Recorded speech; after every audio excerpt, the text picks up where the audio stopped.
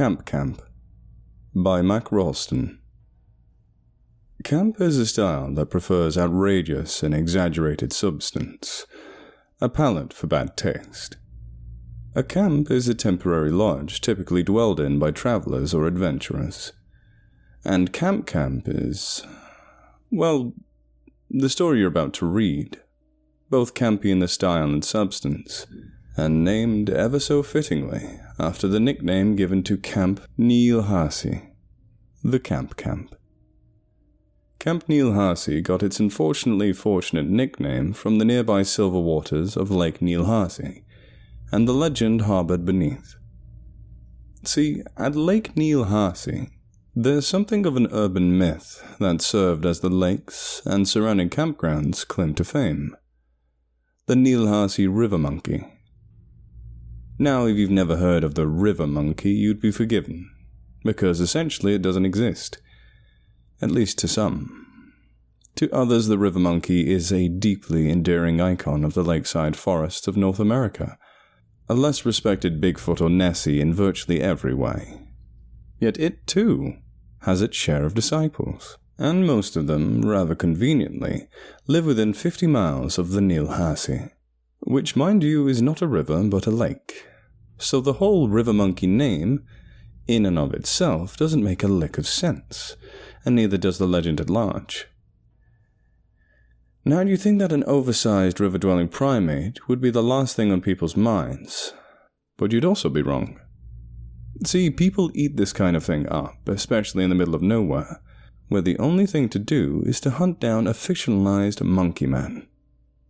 Of course he's real, the hick spat, depositing the rest of his loogie aside his boot and grinding it into the dirt. No one ain't seen him because he's hiding. Why is he hiding? Ella asked cynically, jotting an X adjacent to the two others, winning her 7th game of tic-tac-toe against herself, her only worthy opponent. She did have some notes on the page, but her mind had clocked out hours ago. Was this really worth it? Driving all the way out to Tumfuck 2, wasting who knows how much precious petroleum, just to interview some backwoods, probably inbred, tinfoil hat-wearing conspiracy nut, all in the name of a cheap buck. She didn't have an answer. She never did. But she was there, wasn't she? Smack dab in the middle of nowhere. And this wasn't the first time. What was it last month again? Bat Boy? That was a good one. How about the woman that was having sex with her husband's ghost? Or the guy who claimed he was molested by a yeti? There were some weird folks that lived in the middle of nowhere. And, of course, by the middle of nowhere, she meant the podunks. Pocketed little cesspools squirming with the kookiest weirdos on God's green earth. And, if you could believe it, some of those weirdos made the other weirdos look like beacons of normalcy by sheer comparison, which only proved just how wacky some people could get when cut off from the outside world. Thankfully, most of the fringe types were harmless folks, but every now and again, there'd be one that stirred the pot, tipped the scale from conspiracy to collusion, like those crackpots that cut crop circles, the ones that gave them all a bad rap. And if they didn't, she most certainly could. Well, think about it, the man said, interrupting her inner monologue abruptly. Dribble still dribbled on his scruffy chin. If he's caught, the government will probably cut him up and experiment and shit on him. Ella nodded, biting her tongue. Anything else? The man stood, obtusely quiet, until he sprang alert. Oh yeah, he said, rushing back into his house. Not 5 seconds later did he emerge with a folded-up piece of paper, handing it over to Ella. I drew this as soon as I saw him.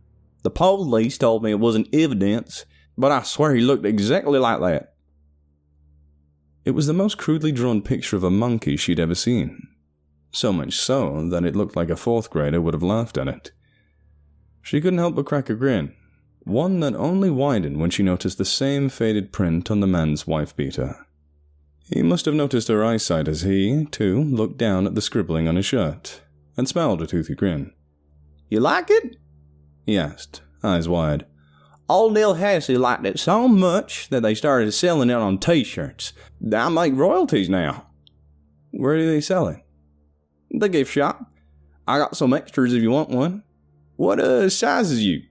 The man asked, looking down at the woman's blouse and embarrassedly twitching back to eye contact with a nervous smile. I'm good, thanks. That'll be all.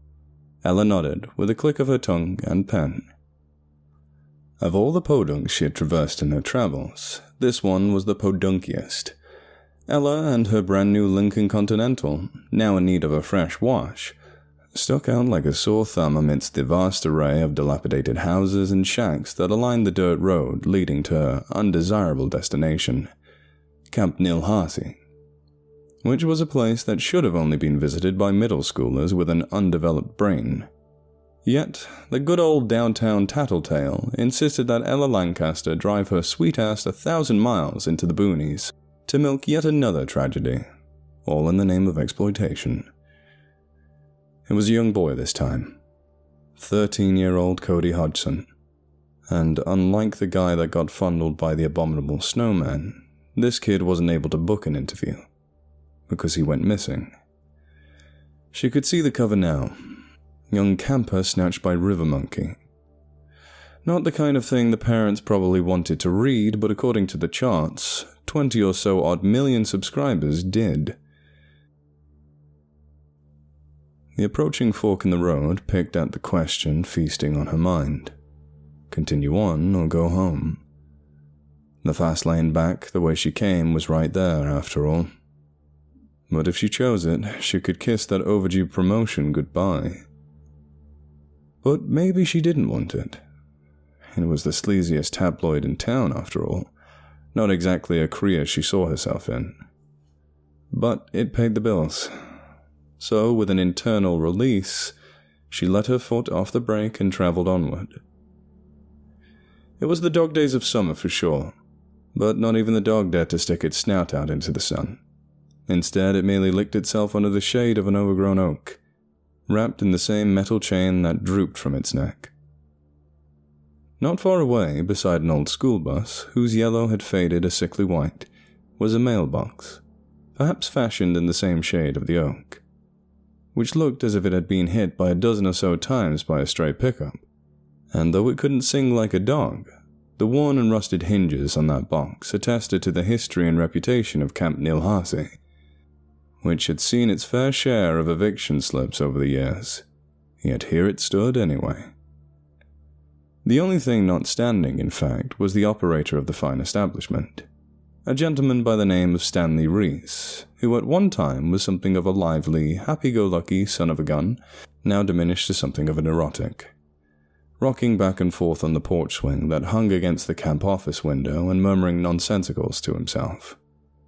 Then, in an instant, a brand-spanking new Lincoln Continental pulled through the brush and broke to a stop atop the dusty gravel. A sight for sore eyes for Stanley, considering all the cops in and out of the place over the last 4 days. But when he noticed a fancy-pants blouse and smug, chiseled woman step from the elegant upholstery, something told him his worry wasn't for nothing. He descended the porch and skipped across the hot dirt on the balls of his bare feet. And when he reached Ella, he smiled. Not genuinely, of course, but wide enough to pass off his falsetto tone as genuine. "Good afternoon, ma'am. What brings you around these parts?" He smelled like smoke, somewhere in between a cigarette and a campfire. He probably hadn't showered in days, made apparent by the caked-on layers of sweat that clung to his face, and the unkempt ball of hair on his head that looked like a sleeping cat. A dead sleeping cat. "I take it you're Stanley Reese?" The man nodded, clumsily. "I'm Ella. I'm with the Downtown Tattletale. I have some questions about Cody Hodgson." The man ran his fingers through the dead cat on his head, sighing heavily. "Let me level with you, ma'am," the man pleaded, that falsetto tone dropping like a bead of sweat, which, rest assured, were dropping too. "I can tell you all about the difference between a clove hitch and a half hitch. Hell, I can show you how to kayak, shoot an arrow, and start a bonfire before time to eat lunch. But listen, I don't know how to answer all these legal questions. Hell, I didn't even finish high school." Ella didn't bother with a notebook this time. She nodded out of what little, genuine pity she had for the well-meaning man and rephrased her prompt. All I want to know is what happened, from your point of view. Well, I didn't see much of anything. I was getting supper ready and some of the campers swarmed me, told me about Cody. Immediately I thought the worst. Hell, I didn't know the kid could swim, but the cops never found any body in the lake. He's just gone. Ella nodded, biting her lip before asking. What campers? Oh, friends of his, I take it. Dozen or so boys. They all felt terrible. See, they told me that they told Cody that if he went into the outhouse, a spider would crawl up his butthole and lay eggs in his stomach. Kids, right?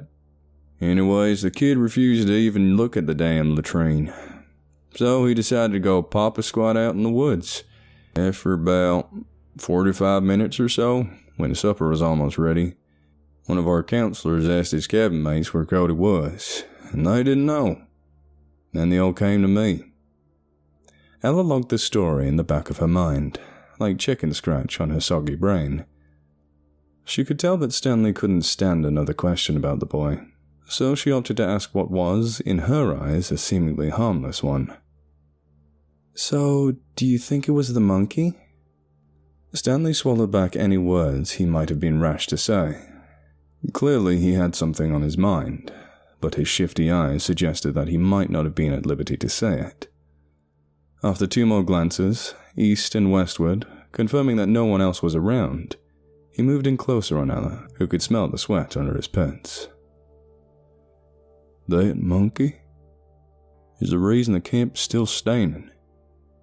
People love that shit, pardon my French, so much so that we got a damn gift shot about him.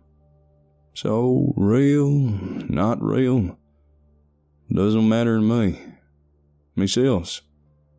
And I didn't even go to business school, ma'am. So you're saying it's a hoax? All I'm saying is that we're about to get a lot more business. River Monkey for president and I survived the River Monkey and all I got was this lousy t-shirt were just some of the designs in the gift shop. Not to mention the Hicks eyewitness drawing, available in 6 different colors. There were plushies, coffee mugs, and even a bobblehead pen of the thing. But what struck her as the most intriguing was a wall of masks. Plastic pieces of garbage covered in faux hair that felt like peach fuzz glued to a to-go box. And aside from the fact that they were almost out of stock and selling for $25, she couldn't get over the fact that they might have been a clue in this whole thing. With her disposable, she snapped a shot. I take it you won't be buying nothing? A moist voice said. Ella turned sharply around with a gasp and noticed a young woman, no older than 23, standing behind the counter and chewing a wad of gum. The pigtails from her hair bounced with every smack of her lips, and Ella wondered why she hadn't noticed her before. But the real question was why she was there at all. Sorry, Ella said with a relieving breath. I didn't see you there. I thought you were the River Monkey? Yeah, I get that a lot.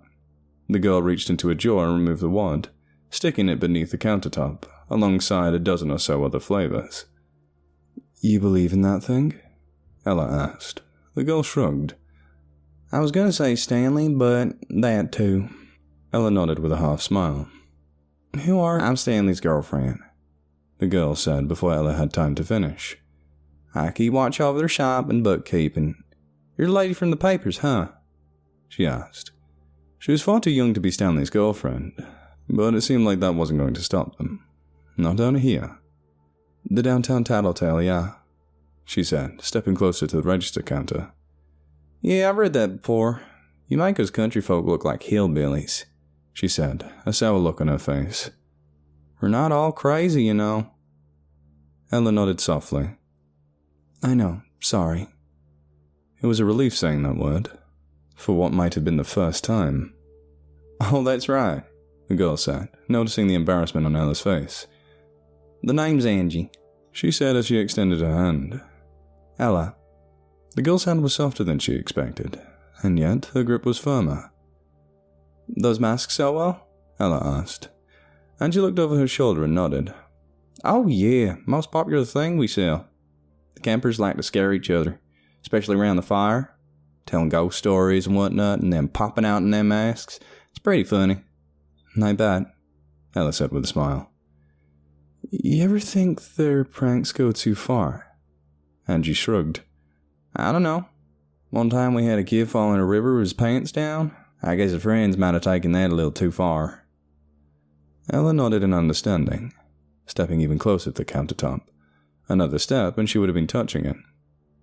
Reason I ask is because Stanley said this kid had bullies. You think they'd ever do anything to hurt him? Angie chewed on the question for a second, popping a quarter into the gumball machine on the counter and twisting, a bright red sphere barely dropping into her hand before she jammed it into her mouth and crunched. The rack of masks stared back at her from across the wooden shack, and she put two and two together. Are you saying they framed the river monkey? Ella shrugged. Are you? Angie couldn't answer that one. I think it'd be hard to mistake a giant monkey for a 12-year-old kid in a Halloween mask, Angie said, duly noting the rack of masks. It was clear that the implication was a bit steep, even for Ella. How about the employees? Could any of them have done it? The counselors? Angie asked. Her voice was raised.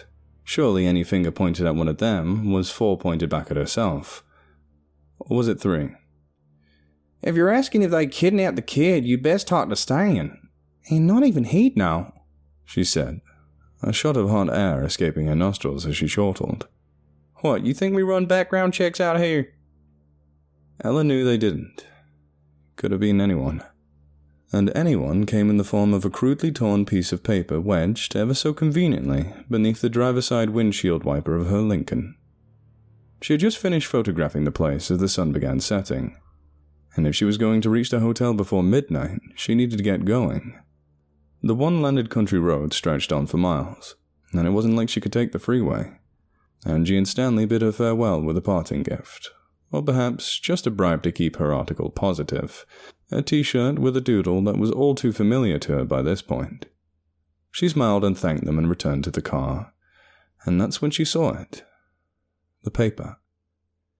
It looked as if it had been ripped from a spiral notebook, the paper moist and grungy and smeared with a nearly illegible semblance of letters. Yet somehow, she could faintly read the words, I know, followed by an address, a tip. It would have been foolish for any woman, especially one as young and as ambitious as Ella, to drive out to some lonesome house in the middle of nowhere, and in the middle of the night, and waltz right through the front door. God knows what might have been waiting for her. But then again, Ella was young, and she was ambitious. The drive was only about 5 miles or so, yet the curved and treacherous terrain made the spiraling journey at least about an hour. All the while, the moon's reflection off the NIILHAASI acted as a sort of guide, the only beacon of light aside from her zigzagging high beams, which weren't doing her much of any good. She had almost struck 2 trees and killed a deer, so it was a relief when she first caught a glimpse of the house. The first one she had seen in what felt like miles. It was a solitary, beat-up-looking place, engulfed in a nearly endless darkness, if not for the single bulb that illuminated the front porch. What the light revealed was about as tired-looking as she must have been, and for a moment, in her state of numbed weirdness, it dawned on her that this whole thing might have been one big practical joke, a wild goose chase orchestrated by some dumb kids or a pissed-off camp operator and his girlfriend. She was a fool, and though she should have turned back, something in her, call it her drive or that sheer ambition, she forced herself from that Lincoln, up the front steps, and onto the welcome mat, which, if it were trying to welcome her, definitely missed its hospitable mark, being about as tattered and worn as the note from her windshield. Hello? The voice was about as abrupt as the entire situation was, and yet, she still wasn't expecting it. She was spooked. Through a crack in the door, she could make out a dimly lit face. A man, his skin lumpy and stretched, with jet-black hair jutting out of his ears and nose. "Sorry," she said, composing herself. "Are you the one that left that note on my car?" The man nodded. "Yes." He tried to pull open the door when it snagged on the metal chain. He tried again, harder this time. "You've got to unlatch the—" Ella started, but before she could finish, the man ripped the chain from the dry, rotted wood, its hinges squeaking as it opened wide, filling the dark house with the same dull glow of the porch light. "Thanks," she murmured and stepped inside. The first step she took forced her to dip down about half an inch or so to the floor, her weight forcing the wood to creak. She caught her bearings and surveyed the house as she approached a dining room table amidst what was, largely, an empty room cast in blackness of night. And rolling in from that darkness became a pungent, rancid smell, perhaps a whiff of mucky lake water through an opened window, or a dead critter beneath the elevated flooring. Either way, it stunk like a skunk, and the man seemed not to notice or not to care. "I don't know what happened," he said, bending down to sit across from her at the table, interrupting her self-talk. The chair bowed at his sitting. He was so large a man, and it creaked similarly to the floor. "And who are you exactly?" She smiled despite her facial muscles stiffening. The man took in a long, deep breath. "I'm a bus driver," he said, his voice low and drawled, as if he was drugged or on drugs. "I drive the bus for the camp." Ella nodded excitedly. Surely an employee, especially one with knowledge of the campgrounds, such as a bus driver, would have known something of note. She took out her pad and pen. What did you see, sir?" The man breathed in. "I'm a river monkey," he said. Ella laughed, but the man remained firm in his expression. "Stanley, it makes me dress up like a monkey." The man stood and stomped over to the closet, pulling it open and retrieving from its depths a large fur suit, brown and matted like any run-of-the-mill gorilla suit from a 5-and-dime Halloween store. The man dragged the suit over the table and laid it across the tempered wood. Ella ran her fingers through the fur and stared up at the man, whose demeanor was still unchanged. "Why does he make you dress up?" she said, a smile cracking her lips open.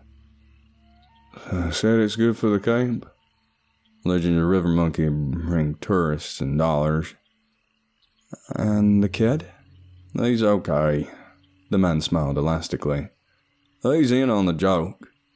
Ella blew out a confused sigh, rummaging her fingers through her long, silky hair as what was a build-up of somewhat nervous laughter belched out from within her.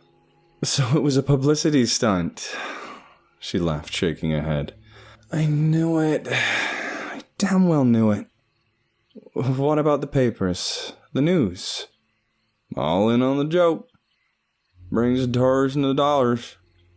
Ella slapped the table. A smile wider than her cheeks spread across her face. Of all the kooky stories she had heard over the years, over her many travels nationwide, this one was the kookiest. She pulled out her disposable camera and aimed it readily at the suit draped over the table's ledge. Before she pushed the little black button, she stopped herself and glanced up at the towering man. "You don't mind, do you?" "No," the man said, lifting a large hand. She snapped away. After she was finished snapping, she politely thanked the man and stood from her seat. This was going to make one hell of a story, and if she could manage an interview with Cody Hodgson, it might even make the front page of the next issue, she thought. "Thank you, Mr. Bob," the man said. "Bob, thank you." Ella turned to face the door when the long road ahead dawned on her. It'd be hours before she reached the hotel. "Might I use your bathroom?" she asked, turning back around to face him. Bob looked off into the shadowy darkness, assumingly towards the bathroom in question, and nodded his head slowly. "I'll only take a moment," she said before entering the darkness and finding her place. It was cold in this part of the house, and after her eyes adjusted, She could make out the frame of a door filled with the hue from a nearby window, overlooking Lake NIILHAASI. It really was a beautiful sight. But her enjoyment was cut short by the returning stench that quickly filled the room, even stronger than it was before. She locked the bathroom door and, not unlike her, began to snoop diligently. And when she stuck her nose too close to the shower curtain, she backed away, knowing all too well that she had found the source of the smell. With one tug, she pulled back the curtain and a wall of that same stench hit her face. She teared up with one breath, stepped back, and had to force her eyes open to see what it was. A black mass lying in the tub. It was a body. That of a shriveled, eaten-away young boy. Cody Hodgson, no doubt. Before a moment to process, there was a thud at the door, a jingling of the handle, before Bob's voice, muted and monotone, pushed through from the other side. "Open the door," he said. The handle jingled again. "What the hell is this?" Ella screamed. Bob didn't answer, and after a deafening silent moment, there was another loud thud from the other side of the door. "Open the door," the voice said. It was Bob's voice, but it was far deeper than even a moment before. Ella didn't respond. She had already shuffled along the bathroom wall to the window, trying to pry the rusted metal open, and wouldn't budge. The handle began jiggling faster, the thuds ramping into a succession of loud, heavy bangs. "Open! Open! Open!" the voice screeched. It was deep and booming. It no longer sounded human, as if Bob was completely replaced by something awful, an animal. The repeated lone word from the voice began to lose all semblance of meaning, as though the voice itself didn't even know what it was trying to say.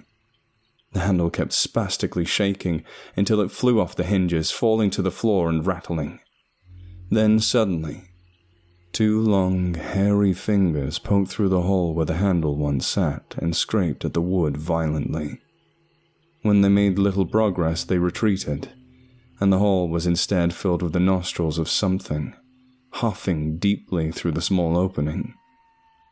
The noises it made were panicked and shrill, like that of a tortured chimpanzee. Ella screamed, thrusting her pen into the brittle glass window with all of her might.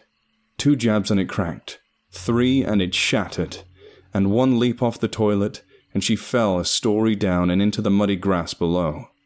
She would have never loved the feel of mud and grass against her skin, but now it was the only thing she wanted to feel. Relief. She jumped to her feet and dashed for the car, not turning back. She could hear rummaging from within the house as she fled. A boost of adrenaline filled her as she turned the corner of the house and saw the Lincoln Continental. And with a final gust, she reached the car, flung the door open and jumped inside, locking it immediately.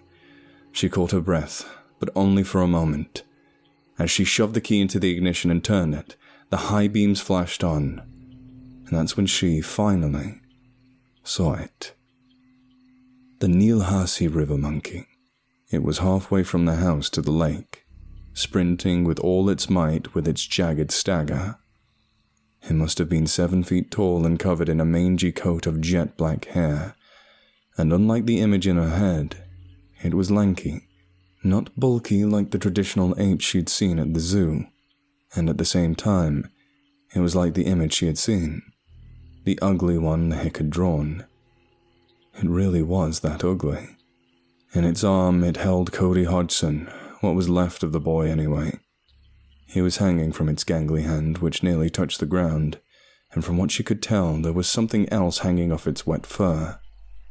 Skin. A type of rubbery suit fashioned from human skin, which at one point she might have called Bob. It took a final glance over to the headlights, its beady eyes glowing with the reflection of the high beams, and jumped into the gloomy water without another beat. Ella, without waiting around herself, put the car in reverse and hightailed it out of there. All she had after that were a panic attack and a couple of pictures, mostly of a run-down summer camp and a dirty old monkey suit, which wasn't exactly going to make her story any easier. The house, she'd come to find out, was abandoned, and the body of little Cody Hodgson was, as she knew it, vacated from the premises. either in the stomach of that thing or somewhere along the bottom of the NIILHAASI. The only thing left she had to go off of was her own testimony, which, given her track record of falsified tales, wouldn't have held up all too well either. No one would ever believe her, not even the folks back at the downtown Tattletale, who never took any of this shit seriously anyway. And who could blame them? Who could blame her? That's at least the story they're going with at Old Camp, with variations here and there, of course. Some of the times the yarn is spun around the fire. The campers go into the gory details of how the river monkey ate her guts out. That one usually ruins most of the group's appetites for s'mores. Or some of the times, fueled by her lust for that promotion of hers, Ella becomes the river monkey herself. A clever little plot twist for a bunch of middle schoolers, don't you think? The truth of the matter, if such a thing even exists for such a ridiculous, campy story, is that we'll never truly know. We either listen to the witness of a pathological liar, a greedy summer camp, a handful of conspiracy theorists, or a bunch of middle schoolers. Funny. That's exactly how the river monkey would have liked it.